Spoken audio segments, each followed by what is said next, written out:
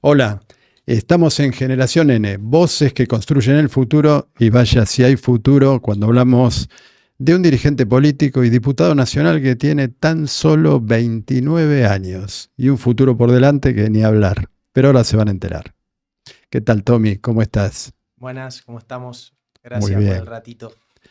Se trata de Tomás Ledesma, diputado nacional por la provincia de Entre Ríos. Contanos acerca de tu vida. Bueno, la verdad que obviamente que hay muchos aspectos en cuanto a la vida de uno de los que uno puede conversar y hablar, y en cuanto, sobre todo a la gente con la que ha compartido todos estos años, este camino.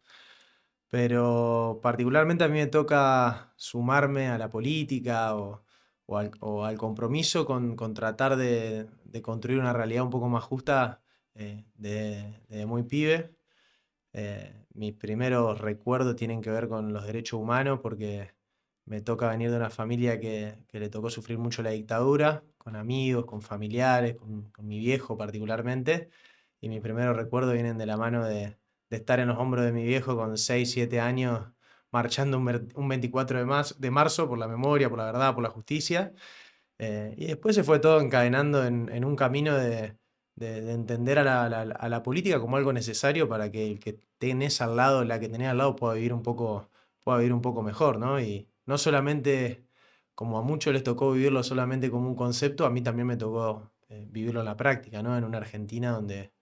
teníamos muchos problemas, pero sentías que la política trataba de solucionarlo todos los días. Y bueno, eso fue llevando a un compromiso muy fuerte con la militancia estudiantil, con la militancia política en términos generales. Y bueno, hoy por suerte siendo la voz o siendo la representación de un colectivo de muchos jóvenes, de muchos entrerrianos como uno también, ¿no? Tommy, eh, hay un descreimiento generalizado en algunos sectores sociales respecto a la política como herramienta de transformación. Vos sos un ejemplo que desmiente eso. Si algo transforma la realidad o puede transformar la realidad es la política. Involucrarse en política permite transformar esa realidad. Cuando vemos tu presentación en el Congreso Nacional, en la página web del Congreso Nacional, aparece como estudiante. Y hoy el debate sobre la educación pública especialmente, está a la orden del día y ha habido marchas masivas respecto a eso. Quiere decir que si no es la política, raramente otra cosa lo podrá solucionar. ¿Cómo te paras frente a ese dilema educativo y a esa batalla cultural que hay que dar, sobre todo con los sectores jóvenes, para que entiendan la importancia de la política? Primero creo que empiezo por lo segundo porque creo que define mucho lo primero, digamos, lo que tiene que ver con la batalla cultural. Primero,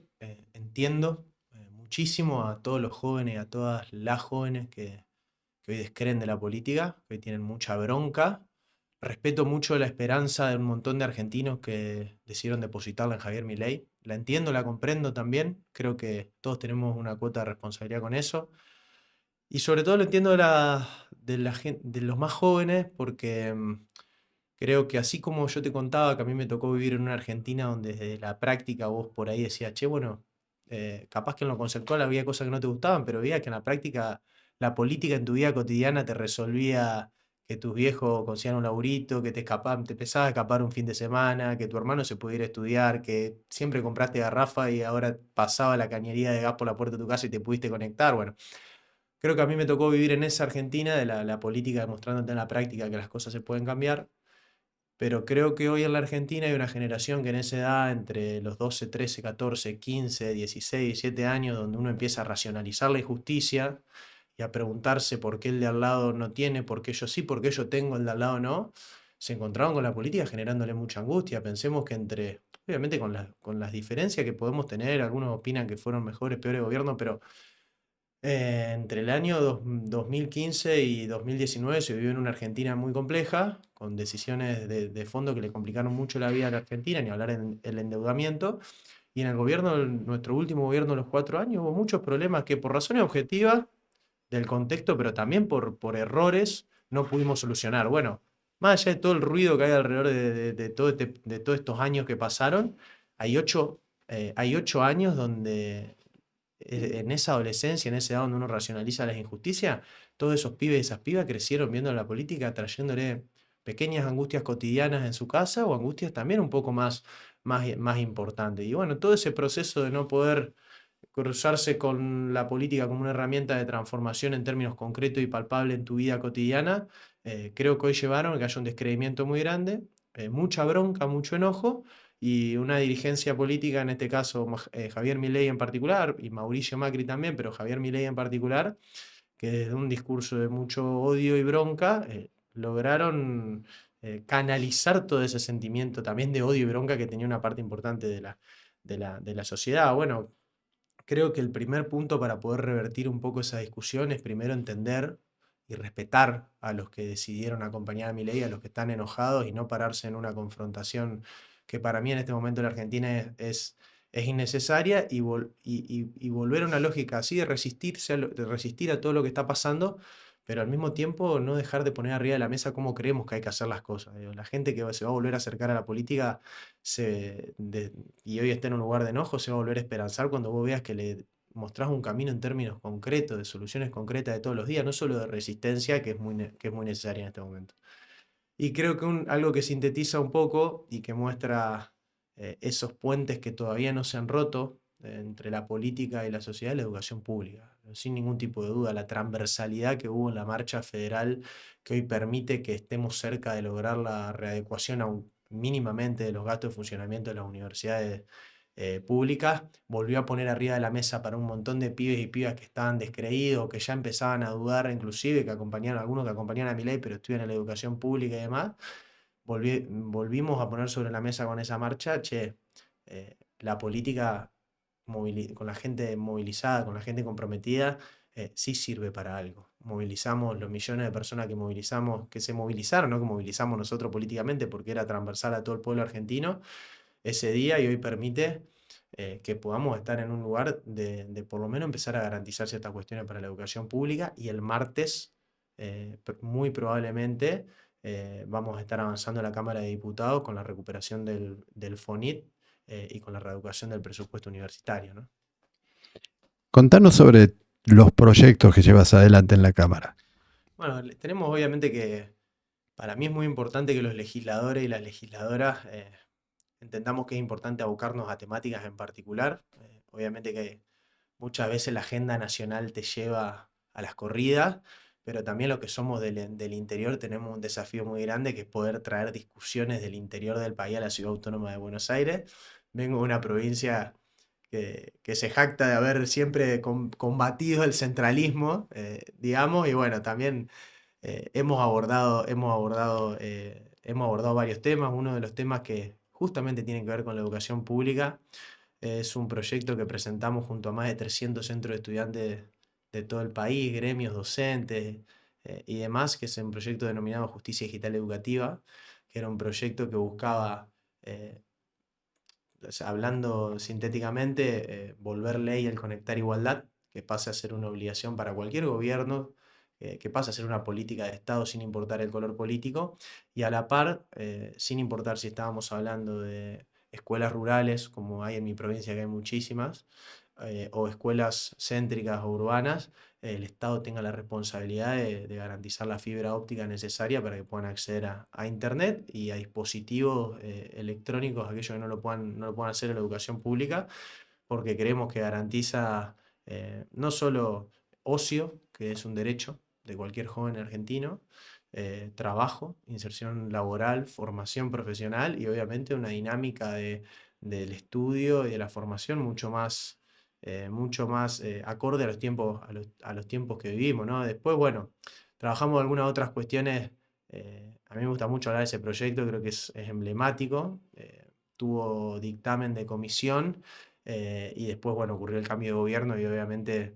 se complejizó. Y otro proyecto que es otra temática que nosotros hemos trabajado mucho, porque yo antes de estar en la Cámara de Diputados estuve en el Ministerio del Interior, a cargo de un área de municipios para lo que es Santa Fe, Entre Ríos y Córdoba, y trabajamos muchísimo proyectos de equipamiento para los pequeños pueblos y medianos pueblos, es decir, pueblos que muchas veces, a los cuales muchas veces las gestiones nacionales no les llegaban, les podíamos garantizar, bueno, ecógrafos, maquinaria, poder mantenimiento de los caminos rurales y demás. Y toda esa relación por ahí con los municipios y las comunas, uno lo llevó a entender y a darse cuenta de la falta de información que tiene el gobierno nacional, muchas veces los gobiernos locales. Así que diseñamos junto a especialistas del Ministerio del Interior de ese momento, junto al equipo del entonces ministro Guado de Pedro, diseñamos un registro federal de gobiernos locales, donde se centraliza absolutamente toda la información de los gobiernos locales y cualquier funcionario que tiene que tomar una decisión sobre una política pública, sobre un pueblo que no conoce. Estamos hablando de una Argentina con más de 2100 municipios. Un funcionario público no tiene la obligación y es imposible que conozca las características de tantos pueblos. Bueno, que a la hora de tomar decisiones cuenten con este registro con características de cada uno de los poblados, demográficas, poblacionales, en cuanto a sus principales actividades y demás, como para dinamizar un poco la gestión pública, ayudar. Y después algo más coyuntural que presentamos hace poquito, que en Argentina, la verdad que uno de los sectores que inclusive durante la pandemia más se desarrolló y mayor ganancia acumuló fue sin ningún tipo de duda el sector de las telecomunicaciones. Y nos encontramos con que en estos primeros meses del gobierno de Javier Milei hubo aumento de más del 80 o el 100% de la factura de Internet, a la cual algunos, más allá de que el gobierno nacional lo haya eliminado, lo consideramos un servicio esencial y consideramos que es uno de los sectores que si el ajuste lo tiene que pagar la casta, bueno, que sea uno de los sectores que frene un poquito las ganancias, si quieres, que van a entrar en pérdida absolutamente nada, y propusimos que durante 6 meses, hace algunas semanas, propusimos que durante 6 meses se congelen las tarifas en todo lo que tiene que ver con telefonía e internet, ¿no? Que viene siendo un golpe muy grande. Obviamente que son muchos malos proyectos, hemos presentado más de 80 proyectos en la Cámara de Diputados de la Nación, pero bueno, intercalado obviamente entre la vía legislativa, entre la vía más política de nuestra provincia, y bueno, y previamente nos tocaba también trabajar en mucha articulación con el Poder Ejecutivo Nacional, ¿no? Creo que los legisladores como concepto tienen una responsabilidad legislativa muy importante, obviamente central en cualquier actividad de un diputado o un senador, pero creo que a la misma altura y a la misma importancia está sobre todo para los que somos del interior, está la tarea de la gestión ante los gobiernos nacionales o los gobiernos provinciales para llevar soluciones de rápido alcance en momentos, coyunturas difíciles como esta, a nuestros pueblos, ¿no? Me parece que es igual de importante que la vida legislativa, porque esto es el famoso dicho, el que no llora no mama. Bueno, se aplica perfecto a los que somos del interior del país. Si no tenés dirigentes o legisladores que estén tocando puertas en Buenos Aires absolutamente todos los días, muy difícilmente puedas llevar soluciones concretas a tus ciudades, ¿no? Tomás, una de las estrategias que lleva adelante el gobierno del presidente Milei es ahogar a las provincias para de esa manera presionar sobre los legisladores, los senadores en especial, para que se le aprueben leyes que de otra manera serían muy difíciles de aprobar porque no son beneficiosas para nadie, ni para el pueblo ni para las provincias. Pero frente a una situación de ahogo, a veces uno no le gusta, pero llega a entender algunas actitudes políticas. ¿Cómo te paras frente a eso? Creo que el ceder tiene sus límites también, ¿no? Por ahí en esto de poner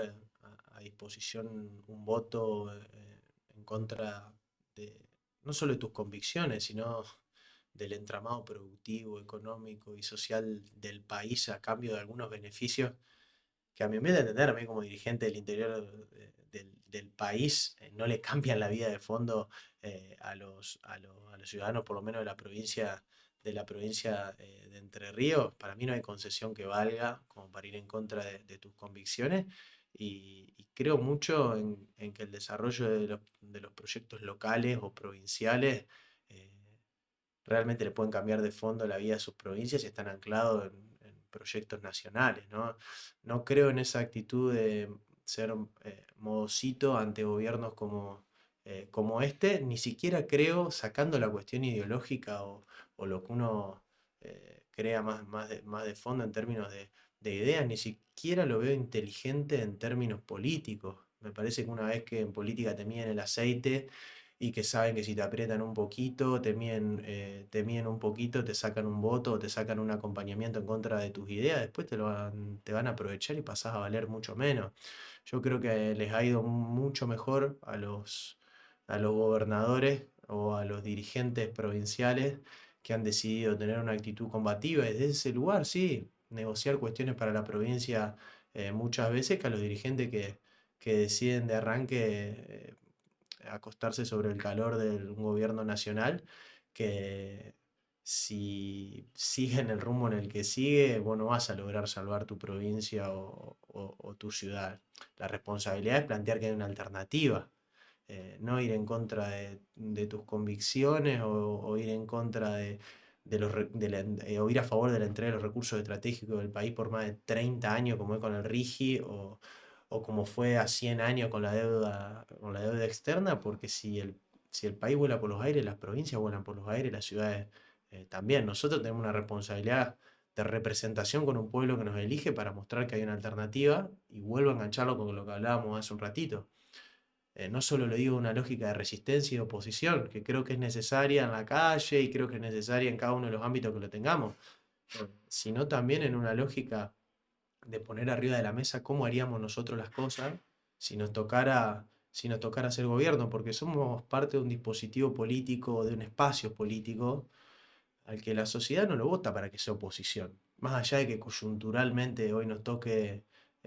cumplir un rol de oposición, que hay que cumplirlo, hay una sociedad que espera que le digamos o que planteemos cómo se deberían hacer las cosas y este no es el camino. Bueno, me parece que esa tiene que ser la idea y no ceder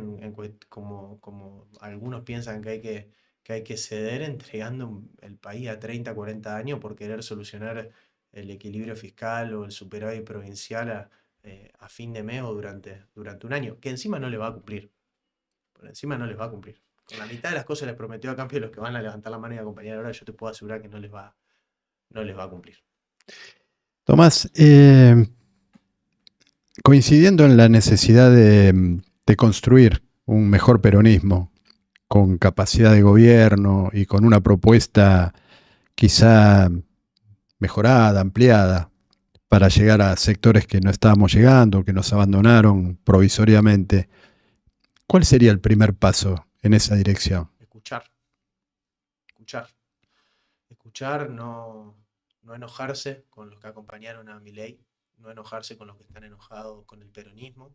empezar por abrazar y acariciar primero a los compañeros, que muchos están dolidos, muchos que por ahí no forman parte de la rosca o de los ámbitos de discusión, pero se identifican con el peronismo y nos acompañaron con su voto y confiaron que en 2019 íbamos a volver a poner de pie a la Argentina en un montón de aspectos y se chocaron contra una pared y con una gran frustración, merecen de nuestra atención, merecen de nuestro tiempo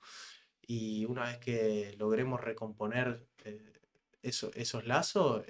que tiene que ser rápido, porque así como Macri planteó que las cosas se tenían que profundizar y se tenían que hacer mucho más rápido como las están haciendo, como las está haciendo ahora Milei, los problemas también van a llegar más rápido. Entonces, primero me parece que es atender a todos los que confiaron y están dolidos. Y desde esa organización y desde ese recuperar la confianza que solamente se recupera con charla, con tiempo, con la calidad de un abrazo, con la conexión de una mirada, no por un celular, no por WhatsApp, no por las redes sociales únicamente. Después tenemos que salir nuevamente y urgentemente, desde un lugar de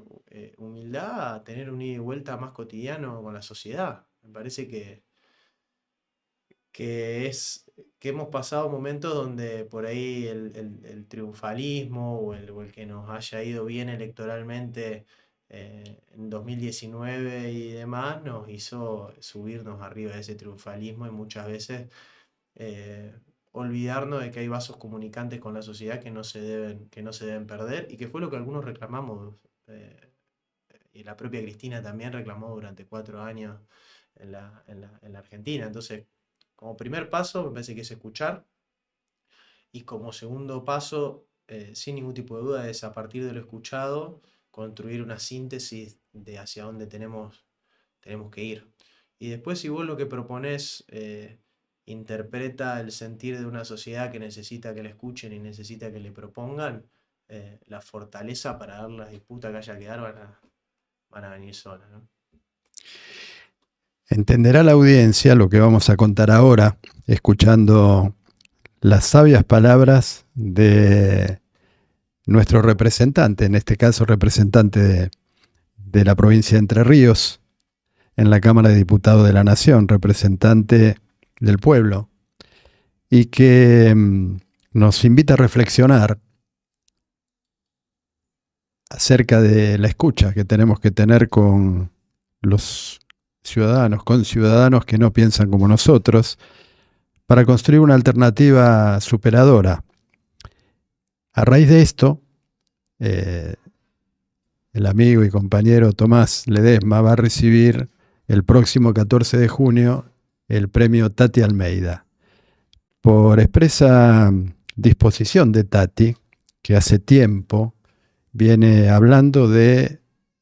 que la antorcha tiene que ir pasando de manos porque los referentes de una lucha tan desigual en su momento y tan continua y permanente como la que llevaron adelante las madres y las abuelas, merece continuidad a partir del compromiso ciudadano y político de las generaciones más jóvenes. Acá tenemos un muy buen ejemplo. Así que Tommy, sinceramente es un honor que estés acá, es un honor que recibas el premio Tati Almeida y por supuesto alentarte para que esto que acabas de decir lo sigas poniendo en práctica como bien sabemos que lo haces. Bueno, gracias. Ojalá pudiera poner en palabras lo que significa lo del 14 para uno, porque más allá del reconocimiento y demás, es muy simbólico en términos de lo que no solamente a uno lo convocó a comprometerse con un otro, que va mucho más allá de la política, porque creo que es una filosofía de vida de muchos y de muchas, sino que también es ese resto que siempre uno encuentra en esos momentos jodidos, en esos momentos donde la cosa no está fácil, en esos momentos donde muchas veces en términos políticos, en términos personales, no le encuentra la vuelta a un montón de cosas, y a veces uno cierra los ojos y dice, bueno, vamos a ver cómo reiniciamos, por dónde encaramos esto, y uno se encuentra con la memoria de aquellos 30.000 desaparecidos, y uno se encuentra con el ejemplo de lucha de las madres y abuelas de Plaza de Mayo, y es siempre esa reserva de nafta que le queda al tanque para llegar a la estación de servicio, volver a llenar el tanque y decir tengo que salir con más fuerza de nunca, porque si estos tipos pelearon cuando la cosa estaba tan jodida, nosotros no podemos aflojar nunca. Con Tomás Ledesma tenemos el futuro asegurado, tanto en el peronismo como en el campo popular, para ser más amplio, como en la patria. Un luchador por la soberanía, por los derechos humanos, por la igualdad tecnológica, por la igualdad educativa. Muchísimas gracias, Tommy. Bueno, ha sido un honor. Gracias.